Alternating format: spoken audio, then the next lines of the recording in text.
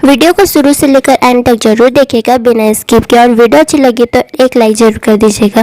तो ज़्यादा बातें न करते हुए वीडियो स्टार्ट करते हैं, लेकिन इससे पहले अगर आप मेरे चैनल पर न्यू हैं या फिर आपने अभी तक मेरे चैनल को सब्सक्राइब नहीं किया तो जल्द से जल्द सब्सक्राइब कर दीजिए और साथ में बेल आइकन को भी प्रेस कर दीजिएगा ताकि आपको मेरी लेटेस्ट वीडियो की नोटिफिकेशन मिलती रहे। जो फोटोज मैं वीडियो में शेयर कर रही हूँ उसे देखकर आपको क्या लगता है कि ये क्या होगा? मुझे पता है 99% लोग सोच रहे हैं ये मूर्तियाँ हैं पुराने ज़माने की।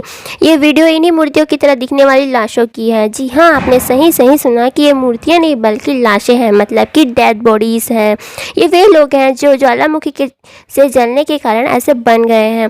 मूर्ति में परिवर्तित होने वाले ये लोग 5 से 6 या 50 से 100 नहीं बल्कि पूरा का पूरा एक शहर है।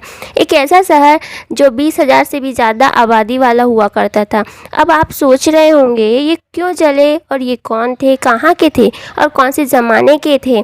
इन लोगों ने ऐसा क्या काम कर दिया भाई कि प्रकृति ने इन लोगों को दुनिया से ही मिटा दिया? इन सभी प्रश्नों के उत्तर जानने के लिए मैं आपको हमारी दुनिया की एक फेमस कंट्री इटली ले चलती हूँ। 1891 में इटली के एक बंजर इलाके में एक किसान रहता था। ये जगह ऐसी थी जहाँ दूर दूर तक के पानी की बूंद भी नजर नहीं आती थी। उस किसान ने सोचा यहाँ एक कुआं खोदना जरूरी है, वरना हम लोग बिना पानी यूं ही मर जाएंगे। उस किसान ने अपने साथियों के साथ मिलकर खुदाई स्टार्ट करी। बहुत ज़्यादा खुदाई के बाद भी उस जगह पानी नहीं मिला, लेकिन कुछ ऐसी चीज़ मिली जिसने दुनिया भर को हैरानी में डाल दिया। आप सोच रहे होंगे कि कोई खजाना मिल गया होगा, बट ऐसा नहीं है। तो क्या मिला मैं आपको बताती हूँ। खुदाई में कोई पानी या खजाना तो नहीं मिला, बल्कि एक पूरा का पूरा शहर मिल गया। एक ऐसा शहर जिसकी हिस्ट्री एक्सपर्ट्स को कई वर्षों से तलाश थी। इस शहर का नाम पोम्पई था। आपको बता दूं कि यह शहर रोमन एम्पायर के समय में सबसे तरक्की पाए शहर के रूप में मशहूर था। यहाँ के लोग बहुत ही अमीर हुआ करते थे। ये शहर देखने में जितना ब्यूटीफुल है उतना ही डरावना भी है। इतिहासकार बताते हैं कि यह शहर आज से लगभग 2700 साल पहले बसाया गया था। स्टार्टिंग में यह शहर दूसरे शहरों की तरह ही था, मतलब कि यहाँ कोई खास बात नहीं थी। समय के गुजरने के साथ साथ ये शहर बदलने लगा। यहाँ के राजा भी बदलते गए और फिर एक ऐसा भी टाइम आ गया जब ये पोम्पई शहर दुनिया की एक बड़ी सल्तनत रोमन एम्पायर के अंडर में आ गया। जैसे ही ये शहर रोमन एम्पायर के अंडर में आया, इस शहर के लोगों की किस्मत बदल गई। ये पोम्पई शहर दुनिया की सबसे अमीर शहरों में गिने जाने लगा, मतलब कि ये बहुत ही जल्दी तरक्की पाने वाला शहर बन गया। रोमन एम्पायर के टाइम में ऐसा कोई दूसरा शहर नहीं था जो व्यापार में पोम्पई शहर को टक्कर दे सके, क्योंकि व्यापार में पोम्पई शहर बहुत मजबूत हो चुका था। यहाँ के व्यापार के ही कारण इस शहर में दूर दूर से लोग आया करते थे। इतने दूर तक आपने सुन चुके हैं तो आपको कोई बड़ी बात नहीं लगी होगी, बट आगे मैं जो आपको बताऊंगी उससे आपको बहुत जोर का झटका लग सकता है जब आपको पता चलेगा कि पोम्पई शहर के लोग ऐसा कौन सा व्यापार करते थे, क्या काम करते थे जिससे वे इतने जल्दी अमीर और मजबूत हो गए। तो उस व्यापार का नाम है जिसमें फरोशी, मतलब कि वेश्यावृत्ति। यहाँ रहने वाला हर इंसान वेश्यावृत्ति का व्यापार करता था। यह पोम्पई शहर इस व्यापार में इतना आगे बढ़ चुका था, इस बात का अंदाजा आप खुद लगा सकते हैं, क्योंकि यहाँ के बूढ़े से लेकर बच्चे तक क्या काम करते थे। वहाँ रहने वाला हर इंसान, चाहे वह अपनी खुशी से या मजबूरी से, उस गंदे काम में भागीदार था। यह शहर इतना बिगड़ चुका था, मतलब कि यहाँ हर घर एक खूटा था, वेश्या खाना हुआ करता था। इस शहर के लोग दूसरे शहर से जवान लड़के लड़कियों को लाया करते थे और उन्हें अपने धंधे में यूज़ किया करते थे। अब ये कहना गलत नहीं होगा कि इस शहर की पूरी जो इनकम है वह देह व्यापार या वेश्यावृत्ति पर निर्भर करती थी। इस गंदे व्यापार में शहर के आम लोगों के अलावा महल में रहने वाले मंत्री, जनरल, गवर्नर, राजा भी शामिल थे। पोम्पई शहर के सभी मंत्री, गवर्नर या तो किसी न किसी कोठे के मालिक हुआ करते थे या खुद ही वेश्यावृत्ति के व्यापार में शामिल थे। आपको जानकर हैरानी होगी कि पुरुष तो पुरुष, पोम्पई शहर के शाही महल में रहने वाली महिलाएं भी इस व्यापार से नहीं बची थी। बड़े बड़े अधिकारियों की बीवी इस बिजनेस में शामिल हुआ करती थी। गजब की बात तो यह है कि ऐसा करना उस शहर में अच्छा माना जाता था। जो वेश्यावृत्ति का व्यापार करता था वो पुरुष या महिला को, उसके परिवार को उन पर गर्व होता था।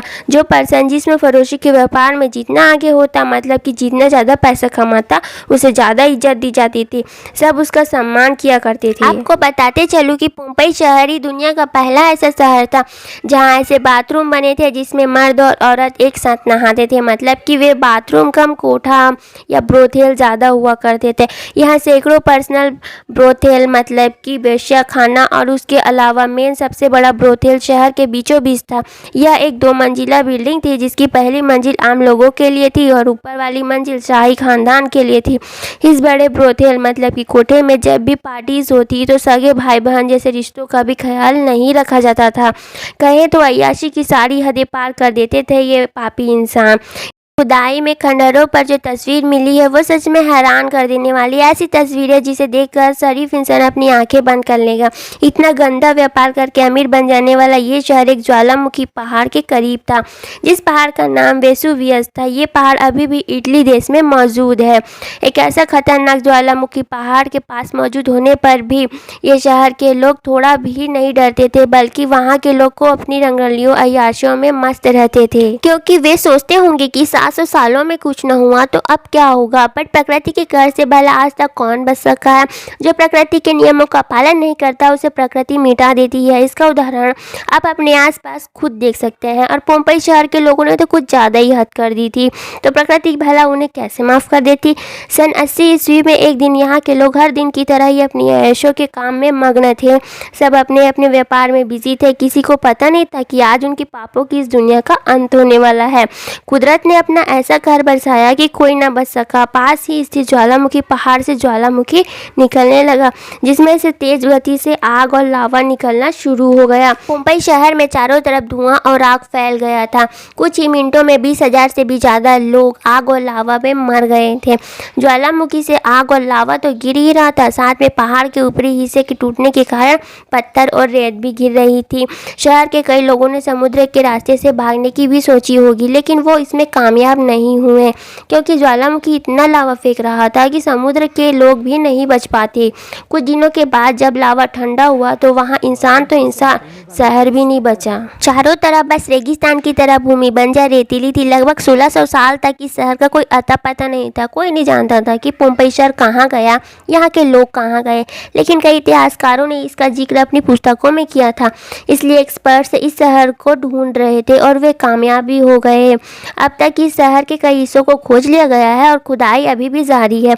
इंटरेस्टिंग बात यह है कि यहाँ इस खोजे गए पोम्पई शहर में आज भी इमारतें सही सलामत हैं और कई खंडहर में तब्दील हो चुकी है। लावा गिरने के कारण कपड़े व सामान पत्थर के बन गए हैं। इंसान भी मूर्तियों की तरह पत्थर के बन गए हैं। इन इंसानों की लाशों को देखकर आप अंदाज़ा लगा सकते हैं कि जब ज्वालामुखी फटा होगा तो वे क्या क्या कर रहे होंगे। दोस्तों, जाते जाते मैं ये बात बताते चलूँ कि इस जगह की खुदाई में रेस्टोरेंट व होटल्स भी मिली हैं, जिस देखकर यहाँ के रहन सहन का अंदाज़ा लगाया जा सकता है। और इस पर एक मूवी भी बनी है, पोम्पई शहर पर एक मूवी भी बनी है, जिसे आप गूगल पे सर्च करके देख सकते हैं। और मेरी वीडियो के बारे में आपकी क्या राय है मुझे कमेंट करके ज़रूर बताएं। दोस्तों, मिलते हैं अगले वीडियो में, तब तक अपना ध्यान रखिए। God bless you all my friend. Bye bye.